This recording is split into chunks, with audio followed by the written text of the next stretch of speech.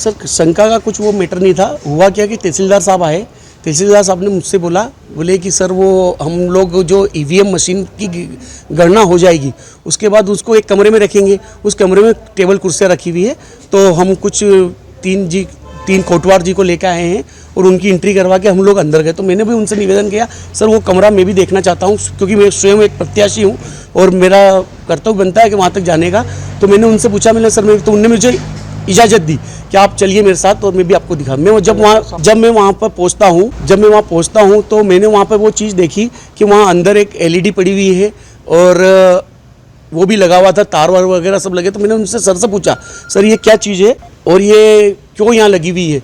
तो उनने मुझे ये बताया, बोले कि यार वो मुझे भी इसकी जानकारी नहीं है। फिर इसकी जस्ट पड़ोस वाले कमरे में मैं पहुँचता हूँ तो वहाँ एक बंदा रहता है बीएसएनएल का, वहाँ कंप्यूटर पड़ा हुआ है, प्रिंटर पड़ा हुआ है, बड़ी मशीन लगी हुई है। उससे हमने पूछा भैया ये क्या है, तो उसके पास कोई जवाब नहीं था, ना मेरे को जवाब देने के लिए था और ना ही वो तहसीलदार साहब को जवाब दे पाया। पर उनने फ़ोन पे एक से व्यक्ति से बात करी और उनने ये पूछा, तो उनने ये बताया उनको तहसीलदार साहब को कि हम यहाँ से हैं। ठीक है, वो तहसीलदार साहब भी मुझे बाहर लेके आए। मैंने उनसे पूछा, सर ये हमको इसके बारे में कोई जानकारी नहीं है, ये यहीं पर स्ट्रॉन्ग रूम के पास में इतना बड़ा सेंटर बना हुआ है। मैं निर्दलीय प्रत्याशी हूँ, मेरा नाम सुशील जैन है और मैं यहाँ से चुनाव लड़ रहा हूँ खुद ही, और इसलिए मैं उनके साथ अंदर गया था। सर आशंका क्या है, वहाँ पर उसकी जानकारी नहीं है, वो क्या होता है, क्यों कंप्यूटर लगे हुए हैं।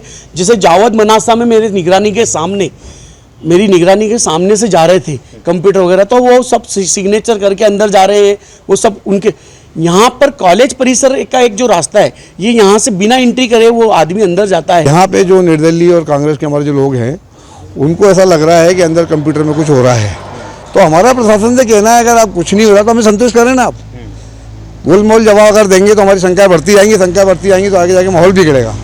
हमारे और दिल्ली भाई भी आ रहे हैं और लोग भी आ रहे हैं, फिर चर्चा होंगी बातें। तो अगर कोई आदमी, जब सारा आदमी अधिकृत यहाँ से जा रहा है तो पीछे से आदमी क्यों जा रहा है? पहली बात ये, तो क्या मतलब आप कोई किसी की शंका को जन्म दे रहे हैं आप? तो हमारा कहना है कि जो भी हो रहा है आप हमको संतुष्ट कर दें, ये हमारी मांग। भाई आप क्या कर रहे हैं कंप्यूटराइज? अब कौन आदमी है, क्या पास है उसके पास, क्या अधिकृत आदमी है, वो क्या कर रहा है, आप संतुष्ट कर दें हमारे। नहीं, अंदर जाने के लिए हमको भी नहीं पता कि पास होता है, उसके लिए बाकायदा इस गेट से जाते हैं। नहीं तो मुझे नहीं पता ना, हमारे लोगों ने कहा तो मुझे पता है कि अंदर क्या हो रहा है। तो मैं साहब से कोई बात करना चाह रहा हूँ अभी एसडीएम साहब को, क्या हमको संतुष्ट कर देते हैं। स्ट्रांग रूम और उसके आसपास का परिसर पूरी तरह सुरक्षित है, त्रिचक्रीय सुरक्षा घेरा है और स्ट्रांग रूम का जो गलियारा है, उसका स्ट्रांग रूम का जो लॉक है वो पूरी तरह सीसीटीवी कवरेज में है। और निर्दलीय प्रत्याशी और एक अन्य प्रत्याशी के जो अभिकर्ता हैं, जो उनके प्रतिनिधि हैं, उनके द्वारा निरंतर 24 घंटे वहाँ निगरानी की जा रही है और उनके लिए पूरी व्यवस्थाएं मुहैया है।